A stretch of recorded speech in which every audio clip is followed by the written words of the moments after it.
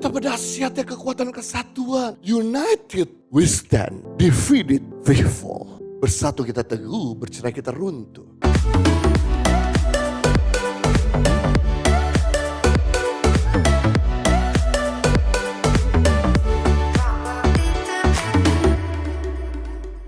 Itu sebabnya saya mau bagi kepada kita semua pada pagi hari ini bagaimana power unity bisa terjadi. Kekuatan kesatuan itu bisa terjadi. Kuasa kesatuan itu bisa terjadi. Yang pertama, kekuatan kesatuan bisa terjadi ketika kita bisa bekerja sama satu dengan yang lain.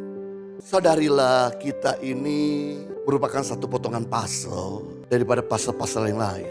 Mungkin Anda berkata begini, kamu tanpa saya tidak bisa sempurna gambarmu. Betul. Tapi kalau kamu muncul sendirian tanpa yang lain, lebih gak jelas lagi gambarmu apa. Mungkin Anda berkata bahwa saya punya kelebihan, betul. Tapi Anda juga punya kekurangan yang perlu ditolong orang lain. Mungkin Anda berkata bahwa orang lain punya banyak kekurangan, betul. Tapi orang lain juga punya kelebihan yang bisa menopang dan mengcover dirimu. Kita ini merupakan satu anggota daripada seluruh tubuh. Ada yang jadi mata, ada yang jadi telinga, ada yang jadi tangan, jadi mulut. Kita gak bisa berkata sebagai mata, mulut kau kalah, saya lebih bagus daripada kamu. Sebab tanpa mata kamu gak bisa lihat apa-apa. Mulut juga gak bisa berkata, hei mata, kamu lebih rendah pangkatmu, derajatmu daripada saya mulut. Kalau kamu gak ada mulut, gak ada yang bisa bicara. Gak bisa, ketahuilah. Satu anggota tubuhmu sakit, maka seluruh tubuhmu terpengaruh. Coba Anda sakit gigi saja. Bisa gak tidur, bisa gak bisa berpikir dengan baik, gak bisa bekerja, sakit gigi saja. Coba sakit pinggang saja, urat kejepit. Di antara tulang ada urat yang masuk kejepit. Anda udah gak bisa gerak, jalan sama sekali, harus pakai kursi roda. Makanya kita perlu memperhatikan anggota tubuh yang lemah. Agar mereka diperhatikan, ditolong agar cepat sembuh. Kita gak bisa berkata untuk diri kita sendiri, ngapain saya gak peduli sama kamu mata. Saya gak peduli sama kamu telinga. Saya gak peduli sama kamu jantung. Gak bisa berkata demikian. Kita satu kesatuan dalam keluarga. Kita satu kesatuan dalam perusahaan. Kita saling membutuhkan satu dengan yang lain.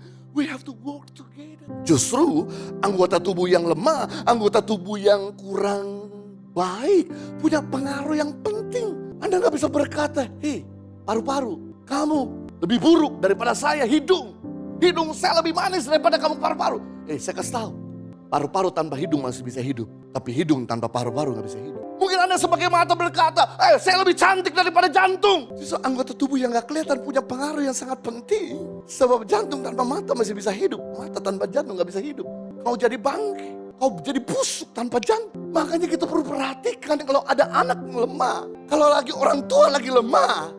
Kalau ada teman di kampus kita lagi lemah, kita perlu perhatikan, kita perlu tolong agar mereka kuat kembali. Sebab mereka begitu kuat, mereka akan topang bersama-sama kita. Kita belajar jangan jadi kereta lokomotif yang hanya punya kekuatan dari kereta depan. Tapi kita perlu belajar dari kereta Shinkansen, yang dimana setiap gerbong punya kekuatan untuk menariknya. Maka kecepatan lebih daripada 350 km per jam. Betapa dahsyatnya kalau kamu menguatkan anakmu, suamimu, istrimu, maka kita lari lebih cepat dari sebelumnya. Kita akan mengejar target-target yang sisa beberapa bulan lagi di tahun ini.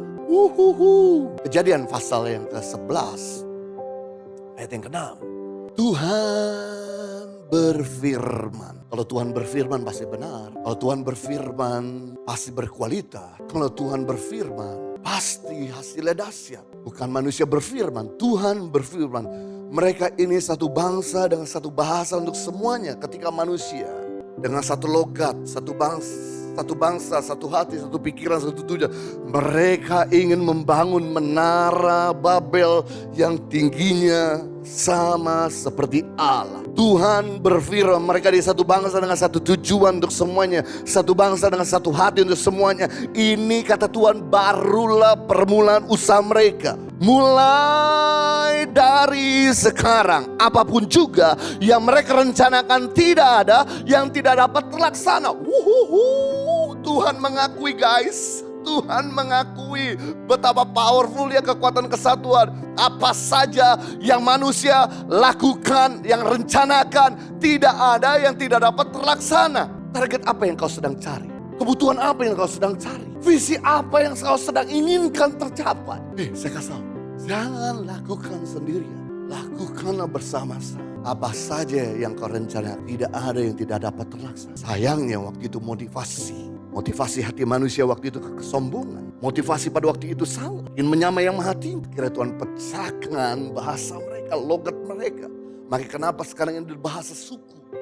Ada bahasa daripada berbagai negara. Karena mereka punya motif yang puji syukur kepada Tuhan. Kita semua yang sudah dalam Kristus, sudah ditebus dengan darah Kristus, dan kita menerima darah Kristus, maka kita menjadi satu saudara di dalam Kristus. Kita menjadi saudara di dalam Kristus. Saudara tahu kata saudara? Kata saudara berasal dari akar kata satu darah. Katakan satu darah. Berarti ketika kita menerima darah Kristus, kita merupakan saudara dalam Kristus. Jadi jangan sungkan-sungkan untuk minta tolong kami. Jangan sungkan-sungkan untuk minta tolong temanmu di Komsel. Jangan sungkan-sungkan untuk minta tolong temanmu yang ada di gereja. Karena mereka saudaramu. Karena mereka keluargamu. Karena mereka akan topang.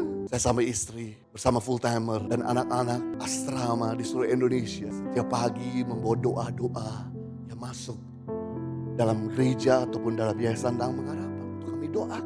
Kemarin waktu di Tanah Perjanjian ada segepok permohonan doa. Istri saya mendoakan semua kumpulan permohonan doa untuk didoakan di Tanah Perjanjian. Memang Tuhan hadir di mana-mana. Tapi paling tidak memotivasi untuk kami doakan kalian bukan cuma ada di Indonesia. Kami keluarga saudara. Betapa dahsyatnya kekuatan kesatuan. United we stand, divided we fall. Bersatu kita teguh, bercerai kita runtuh.